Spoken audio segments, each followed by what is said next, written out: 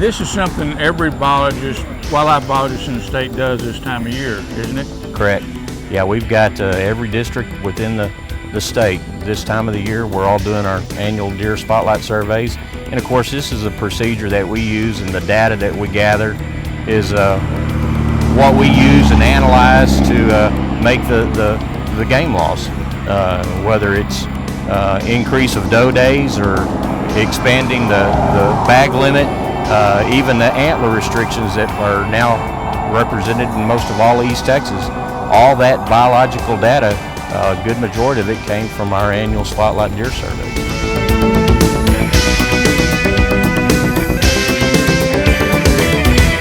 We're on the east side of White House right now, and historically or years ago when we had this as part of our route that we ran, White House was not near the community that it is now.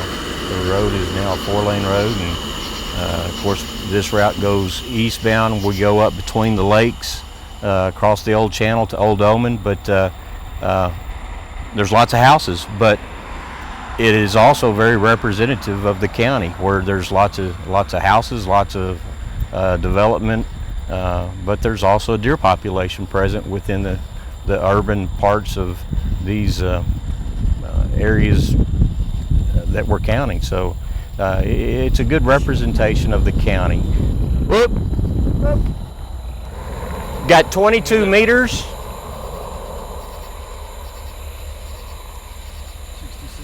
66 degrees and one doe. Now when she does that entry, yeah, it'll show exactly where that deer was. We've got a GPS location of this truck, and that triangulation of the distance and bearing will put a dot right there on that deer. Where you at? It was right down in the bottom. Well, there's no one there, but there was no one down in the bottom, right in there.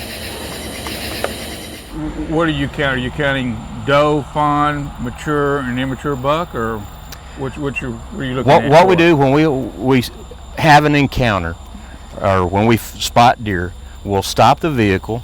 We of course have a light on it, but we're first off trying to identify those deer: bucks, does, fawns, and of course we get a count. If there's a group of 3 or 4, we distinguish those deer. This particular line, the trend has been, I would say, a pretty significant increase.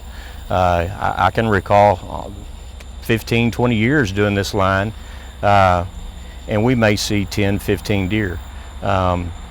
As opposed to now, and over the last several years, we've seen that trend continue to increase, and it'll be common tonight to probably see close to 45, 50 deer. This time of the year, most of our buck deer, they're going to be in velvet, and a lot of times the velvet component of antler growth appears to make that deer look just a lot larger. But we do have some large deer in Smith County, and it's not uncommon now to see bucks in the 135-inch class within Smith County. Is that something that the antler restriction rules made a difference on, you think? Oh, absolutely, and not just within this county, but all of East Texas. The antler restrictions, they've significantly increased quality of deer throughout the entire range of East Texas. It's really helped with buck-doe ratios throughout East Texas, and it's added a component of just hunters being able to enjoy and see more deer.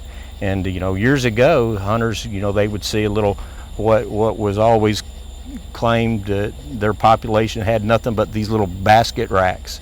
Well, that was because those deer, they never had the opportunity to go from a little 6-point, year-and-a-half-old deer to a 10-point, 4.5, 5.5-year-old deer. But these antler restrictions, this certainly has protected those younger age class deer.